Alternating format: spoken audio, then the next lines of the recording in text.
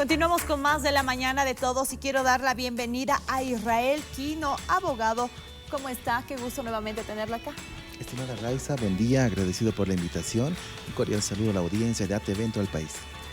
Bueno, ya abordando el tema Israel, quisiéramos conocer si hubo o no hubo vacío de poder en el momento que Áñez empezó a gobernar el país. Sí, la anterior semana se notifica la sentencia constitucional 052/2021 que establece, Raiza, y desarrolla las reglas de la sucesión presidencial dispuestas en nuestra Constitución Política del Estado, el 169, ¿no? Y en razón de un hecho político que tuvo lugar en el país en noviembre del año 2019, ante una tesis, ¿no? y un argumento de carácter político respecto al vacío de poder. Y esta sentencia constitucional que desglosa el 169 de nuestra Constitución nos dice, desde luego, que la sucesión presidencial es ipso facto del presidente hacia el vicepresidente, en su ausencia al presidente del Senado y ante la ausencia de la presidencia de la Cámara de Diputados.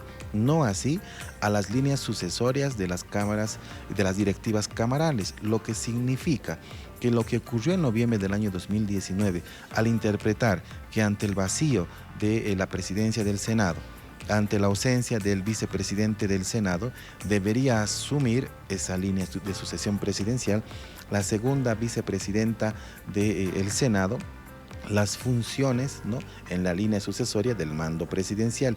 Y esto, por supuesto, ¿no? ese entendimiento es de carácter inconstitucional y nos lo ha dicho el Tribunal Constitucional mediante su sentencia constitucional 052/2021. Por ello, la tesis de la legalidad y la constitucional del momento en el que la senadora Áñez asume y se autoproclama en el poder es, por supuesto, desahuciada a partir de este instrumento jurídico donde el Tribunal Constitucional se ha pronunciado.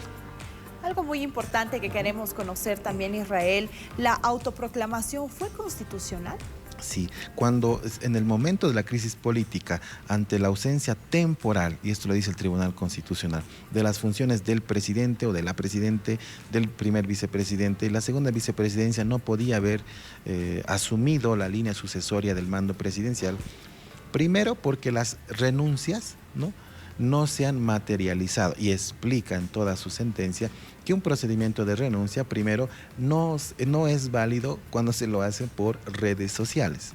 Las renuncias deben ser escritas de carácter formal y además presentadas ante el pleno de las respectivas cámaras, sea baja o la cámara alta. Si así ocurriese y se presenta de manera formal la renuncia del presidente de alguna de las cámaras, esta renuncia debe ser leída y convocada en un pleno, una sesión de plenaria, de la Cámara Alta en este caso, y una vez leída la carta Raiza, esta debe ser aceptada. Si la renuncia es a la función, a las funciones de presidente de la Cámara Alta deberá conocer esta renuncia, deberá aceptarla y elegir recomponer las mesas directivas y elegir una nueva presidencia de la Cámara. Si la renuncia es a la función legislativa, significa que una vez que se lea esta renuncia en la Cámara Alta, además de ser aceptada en esta instancia legislativa, debe ser presentada ante el Tribunal Supremo Electoral para que se renuncie al cargo de funciones legislativas.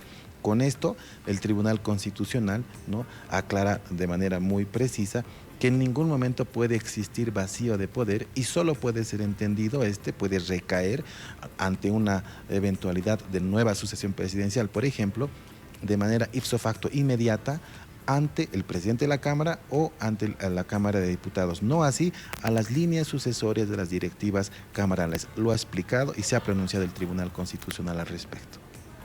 Importante lo que usted menciona en este instante, pero ¿qué más tiene que saber la gente? Hay una tesis escuchada de actores políticos, Raiza, que dicen si es que el gobierno fue inconstitucional, las leyes de ese tiempo, sancionadas, publicadas, promulgadas en el régimen de transición, también son inconstitucionales. Una de las leyes que convoca elecciones, la 1270, por ejemplo, que legitima un proceso eleccionario y vamos a las elecciones. Un día como hoy, Raza, hace un año exactamente, los bolivianos acudíamos a las urnas para elegir nuestras nuevas autoridades en el mando presidencial. Y esta incidencia política deja entrever de que si el gobierno de Áñez es inconstitucional, las leyes también lo son. y eso es por supuesto incoherente. Hoy en día, Raiza, año 2021, tenemos el Código Penal vigente, que fue promulgado en el año 1972, el Código Civil 1975, el Código de Comercio 1977, los denominados Códigos Banzer. Y esto es, en la historia política del país, que en un gobierno de dictadura militar encabezado por el ex gobernante de facto Hugo Banzer, todavía se promulgaron, se sancionaron estas leyes sustantivas, estos 3 códigos, que hoy están vigentes. Es decir, que existe normativa sancionada, aprobada y hoy vigente de gobiernos de dictadura militar. Por tanto, las normas del régimen de transición también están vigentes y habrá que evaluar el alcance de las mismas, no solamente en el rango de ley, sino en razón de sus decretos supremos, si corresponden o no dejarlas o no vigentes. Entonces, no se puede cuestionar la legalidad, legitimidad y constitucionalidad de la convocatoria a un proceso eleccionario que un día como hoy, hace un año, ¿no?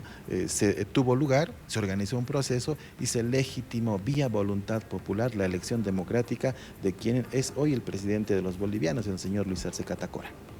Muchísimas gracias, Israel, por toda la explicación que nos estás brindando en este instante. Vamos a estar muy atentos también porque a través de tus redes sociales también podemos saber y plasmar qué es lo que pasa en nuestro país y más allá de eso, haciendo un análisis. Agradecido siempre por la invitación, estimada Raiza, a la audiencia. Muchas gracias, muy buen día.